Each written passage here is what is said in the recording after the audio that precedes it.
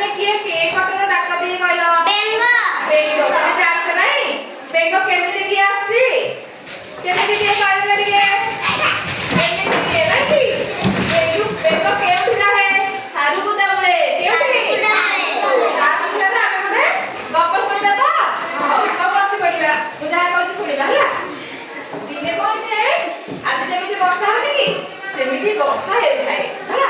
ସାଙ୍ଗିର ପିଲାମାନେ ସୋନୁର ଘର ଆଗରେ କରୁଥିଲେ ଖେଳୁଥିଲେ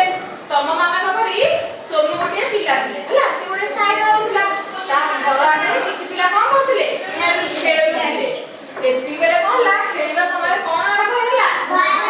ଏବେ ଯେମିତି ବର୍ଷା ଆରମ୍ଭ ହଉଛି ନାଇଁ ଏବେ ତମର ଖେଳ ସମୟ ବର୍ଷା ଆରମ୍ଭ ହେଇଗଲା ପିଲାମାନେ କଣ କଲେ ବର୍ଷା ହେଲେ ଆଉ କଣ ଖେଳି ହେବ କି ପିଲାମାନେ ସାଙ୍ଗେ ସାଙ୍ଗେ ଖେଳକୁ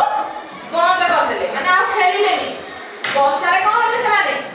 ଭିଜିଲେ ପାଣିରେ ଭିଜିଲେ ବର୍ଷା ଦିନେ ତମମାନେ ଖୁସି ହଉ ନା ନାଇଁ ପାଣିରେ ଭିଜିବାକୁ ଓ ଭାରି ଆନନ୍ଦ ମଜା ଲାଗେ ନାଇଁ କି ଆଉ ବେଶୀ ଭିଜିଲେ କଣ ହବ ତମ ଦେହ ଖରାପ ହେଇଯିବ ତମକୁ ଥଣ୍ଡା ହବ ଜ୍ୱର ହବ ନାଇଁ କି ସେଥିପାଇଁ ଆମେ ବର୍ଷାରେ ଭିଜିବାନି ହେଲେ ତା ସାଙ୍ଗମାନେ କଣ କଲେ ଖେଳ ବନ୍ଦ କରି ବର୍ଷାରେ ଭିଜିବାକୁ ଲାଗିଲେ ତାଙ୍କୁ ଭାରି ମଜା ଲାଗୁଥାଏ ବର୍ଷାରେ ଭିଜିଲେ ତମମାନଙ୍କୁ ମଜା ଲାଗୁଛି ନା ନାଇଁ ମଜା ଲାଗୁଛି ତାଙ୍କୁ ଭାରି ମଜା ଲାଗୁଥାଏ ସୋନୁର